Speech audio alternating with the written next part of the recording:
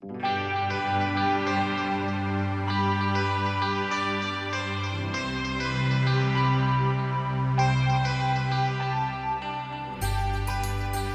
scripture treasure, Jeremiah 10, verses 3 to 4. The customs of the peoples are vanity. A tree from the forest is cut down and worked with an axe by the hands of a craftsman. They decorate it with silver and gold.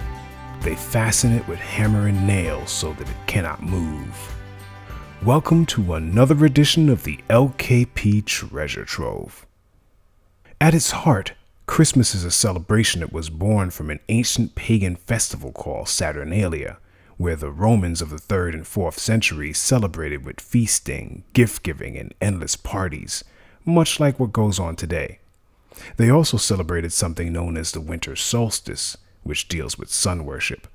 For hundreds of years, pagan practices fill Christmas, practices that are against the will and ways of Yah.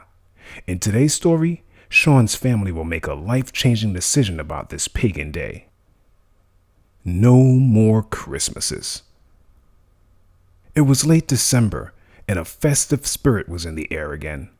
That Sunday, when they drove into the city, Sean could hear a variety of familiar Christmas songs blaring from stores that had their doors open. Christmas decorations could be seen everywhere, and balsam fir trees that had recently been purchased from a big box supply store in town were strapped to the roofs of several cars that drove by.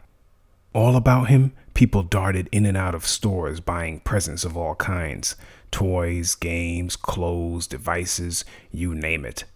But his parents brought him to the city for a different reason. He had to get a new pair of glasses. Sean knew something was different about his family this year. Dad hadn't brought home a tree and the house hadn't been decorated as usual. Little by little, Sean's family was getting back to their Hebrew roots by returning to the laws found in the Torah. They had changed their diet, gotten rid of pagan items in their home, and they stopped listening to and watching certain types of music and TV programs. Because of all these changes, Sean suspected that Christmas was the next thing to go. 2 days after he picked up his new glasses, Sean's suspicions were confirmed. Dad called a family meeting in the living room when he got home from work. Mom sat next to Dad while Sean's older sister and brother, Trisha and Damon, sat next to him on the couch across from their parents. Everyone waited for Dad to speak. "I'll make this short," Dad said at last. "We're not doing Christmas this year." "Doesn't matter to me," Damon said, but his sister Trisha looked disappointed. Mom noticed. "We've been deepening our faith and turning back to our scriptural heritage," Mom said evenly. "And this is the next necessary step in that direction." "But we've always celebrated Christmas," Trisha said. "That's because we followed things that heathens taught us," Dad said. "Well, Yah is drawing us back to himself like we've read in all those prophecies.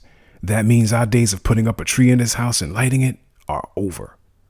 "That's the custom of the nations," Mom said, "which scripture tells us is vanity. That means it's empty and worthless. But everything we do should have value in Yah's eyes." Trisha thought about what Mom and Dad said.